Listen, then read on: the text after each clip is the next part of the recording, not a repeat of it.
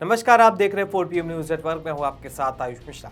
एक तरफ जहां मिडिल ईस्ट में ईरान, अमेरिका और इजराइल के बीच जंग छिड़ी हुई है, तो वहीं इस जंग के चलते भारत के ऊपर आर्थिक संकट मंडरा रहा है।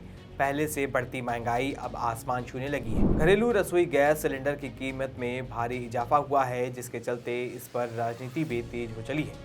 विपक्षी पार्टियां केंद्र और बीजेपी को घेरने में जुट गई हैं। बहुत हुई महंगाई की मार, अब की बार मोदी सरकार का नारा लगाकर सत्ता में काबिज हुए मोदी जी से विपक्ष सवाल पूछ रहा है।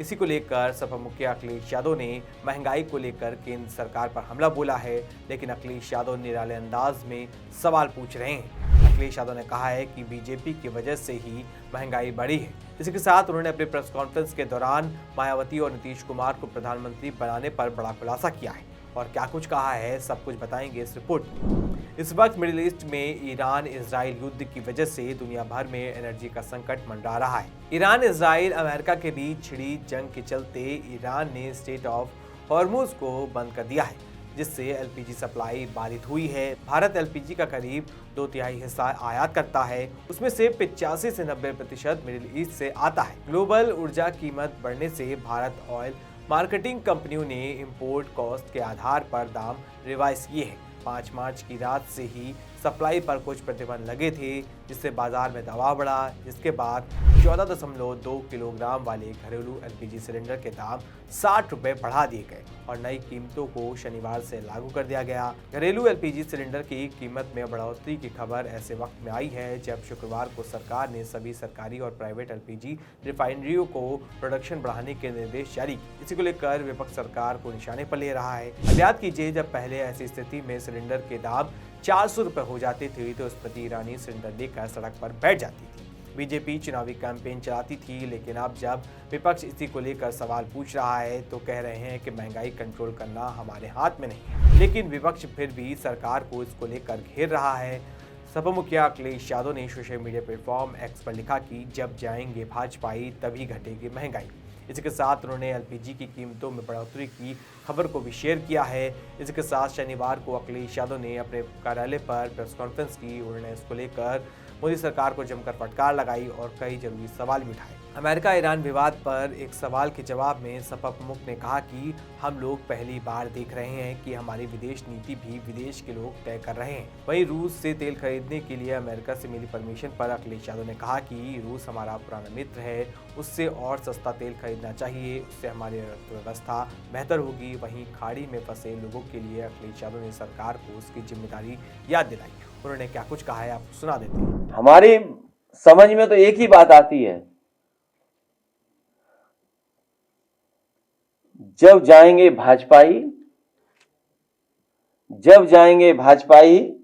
तभी घटेगी महंगाई।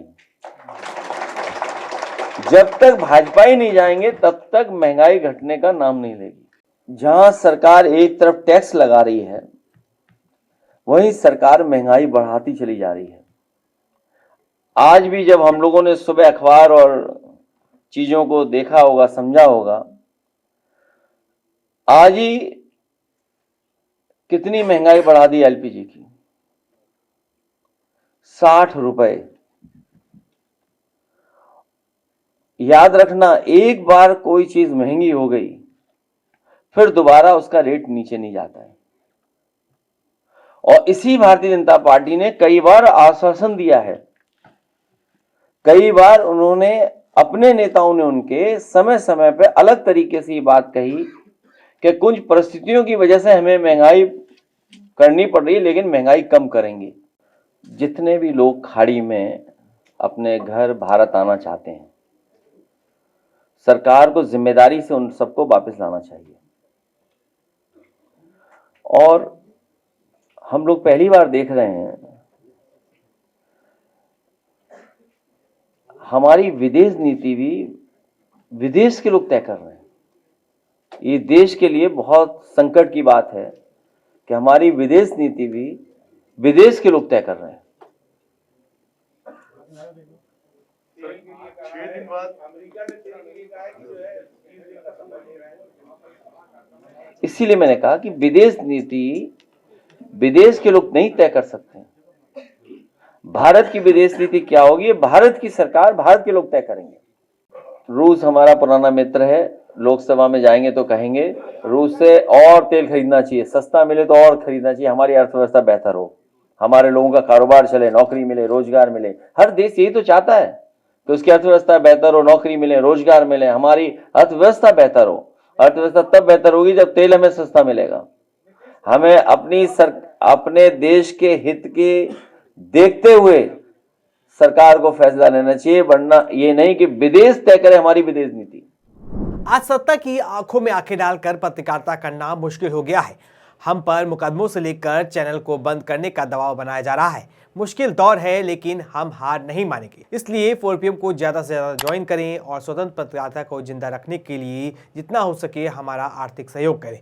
उम्मीद है कि आपके सपोर्ट से हम ये जंग जीत जाएंगे। वहीं अखिलेश यादव ने बीजेपी की महंगाई और विदेश नीति को लेकर जमकर बैन बजाई, तो अखिलेश यादव के चाचा कहां पीछे रहने वाले थे। सपा के राष्ट्रीय महासचिव और विधायक शिवपाल सिंह यादव ने बीजेपी पर हमला बोलते हुए कहा कि इस सरकार ने भ्रष्टाचार के सारे रिकॉर्ड तोड़ दिए हैं। इसी के साथ उन्होंने पार्टी के कार्यकर्ताओं को जोश दिलाते हुए कहा कि अब उत्तर प्रदेश में माहौल पूरी तरह से बनता जा रहा है। हम लोगों की जिम्मेदारी है कि इस सरकार को बहुत जल्दी हटा देना है। इतनी भ्रष्ट सरकार शायद अभी तक के इतिहास में सारे रिकॉर्ड भ्रष्टाचार के सरकार ने तोड़ दिए। तो इस सरकार को हम सब लोगों को मिलकर के, और अब माहौल भी बनता चला जा रहा है। उत्तर प्रदेश में माहौल पूरी तरह से अब बनता चला जा रहा है, और अब हम सब लोगों की जिम्मेदारी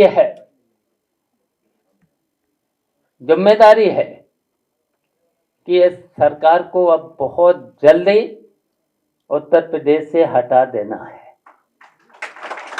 अब एक तरफ जहां अखिलेश यादव और चाचा शिवपाल यादव सरकार को महंगाई और भ्रष्टाचार को लेकर घेर रहे थे, तो वहीं अखिलेश यादव से पत्रकारों ने जब नीतीश कुमार को मुख्यमंत्री पद छोड़ राज्यसभा सांसद बनाए जाने को लेकर सवाल किया, इसके जवाब में अखिलेश यादव ने बड़ा खुलासा कर दिया। अखिलेश यादव ने सवालों का जवाब देते हुए बताया कि हम लोग मायावती जी को प्रधानमंत्री बनाना चाहते थे। इंडिया गठबंधन हुआ तो हम सब नीतीश कुमार जी को प्रधानमंत्री बनाना चाहते थे। अखिलेश यादव ने और क्या कुछ कहा है वो भी आपको सुना देते हैं। आपको मैंने एक सवाल पूछा था, याद होगा आपको, कि 5 बड़ा के साथ लोकसभा बड़ी के विधानसभा, स्टेट मिनिस्टर बड़ा के केंद्रीय मिनिस्टर,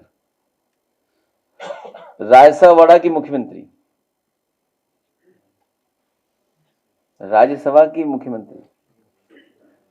हम लोग तो सोचिए, एक समय पर सपा बसपा का जब गठबंधन हुआ था, उस समय आदरणीय मायावती जी को हम लोग प्रधानमंत्री बनाना चाहते थे। अभी जब इंडिया गठबंधन हुआ, और हमारे चाचा भी जानते, चाचा तो बहुत पहले बनाना चाहते थे उन्हें प्रधानमंत्री, हम सब मिलकर के नीतीश कुमार जी को प्रधानमंत्री बनाना चाहते थे। और जब बिहार का चुनाव हुआ तो हम लोगों ने कहा था कि अब ये एज ए प्रधानमंत्री रिटायर नहीं होंगे, एज ए मुख्यमंत्री रिटायर हो जाएंगे। लेकिन बीजेपी एक कदम और आगे चली गई, एज ए राज्यसभा रिटायर करेगी उन्हें, सोचिए। तो 5 बड़ा के साथ